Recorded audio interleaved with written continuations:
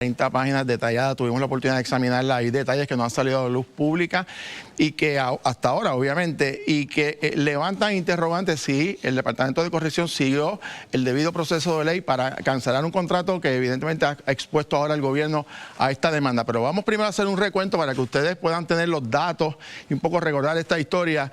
Este caballero convicto asesino, Hermes Ávila Vázquez, estaba cumpliendo una pena de cárcel por un asesinato anterior, sale por un proceso cuestionable, ¿no?, del propio Departamento de Corrección y asesina a una segunda mujer, Joan Meléndez, una joven que fue, y perdone la expresión, pero fue degollada por este individuo.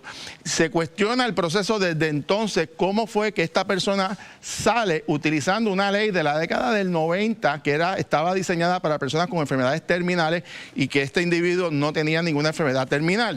Además, se invoca esas normativas de ese momento como la razón para darle lo que se llama un pase extendido, que fue lo que recibió este individuo. Luego de todo esto, el propio Departamento de Corrección le renueva el contrato a la empresa.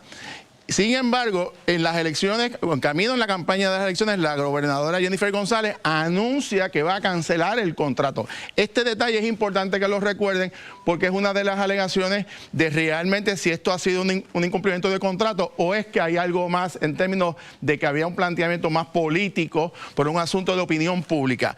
Y luego de la expresión de la gobernadora en julio de este año, el secretario actual de Corrección, en efecto, notifica la cancelación. Esto es un contrato que asciende hasta 73 millones de dólares hasta el año 2028. Dato importante, esta empresa y el sistema de salud correccional es por un acuerdo con aquel famoso caso Morales Feliciano por el Tribunal Federal que ordenó que estos servicios se dieran de esta manera en particular. Ahora bien, los abogados que habían estado aquí con nosotros nos habían adelantado que iban a acudir al tribunal si se les cancelaba de manera contraria al contrato el mismo y por consiguiente iban a recurrir si fuese necesario al tribunal. En efecto, anoche lo hicieron, a las más de 7:30 de la noche se presentó el recurso. ¿Qué reclaman ellos?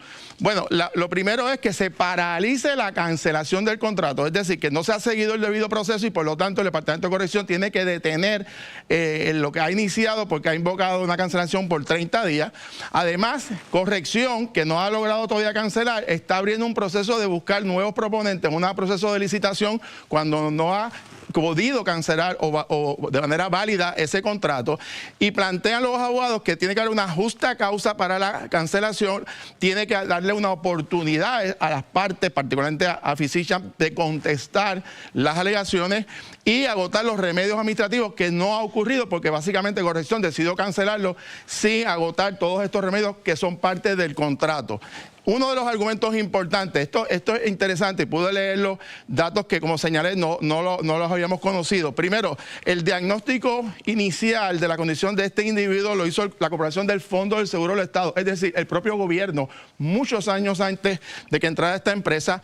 La empresa Physicians argumenta además que no son ellos los que deciden si sale o no un confinado, sino el propio Departamento de Corrección que los está cancelando el contrato, que estos servicios fue por orden del Tribunal Federal por el caso Morales Feliciano, que cuentan con las acreditaciones de Estados Unidos. Este detalle también es importante porque la empresa que estaba antes no tenía o perdió la acreditación, y esto es uno de los elementos también que se va a utilizar en la argumentación de los abogados, y que ha habido una violación de derechos civiles porque el dueño de la empresa favoreció a Pedro Pierluisi en la primaria, y que lo que hay detrás de todo esto puede haber intereses políticos por causa de esa primaria. Ahora bien, esto se decidirá en los tribunales, pero hay unas preguntas fundamentales y hay un hecho que nadie puede negar. Lo primero es que aquí se costó una vida. Hubo una víctima inocente de esta irresponsabilidad del Departamento de Corrección.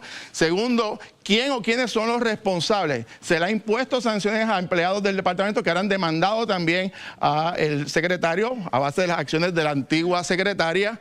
Si se justifica la cancelación del contrato, particularmente si el gobierno ha seguido el proceso, el debido proceso de ley, agotando los remedios que establece el contrato. Esta es la base de la impugnación.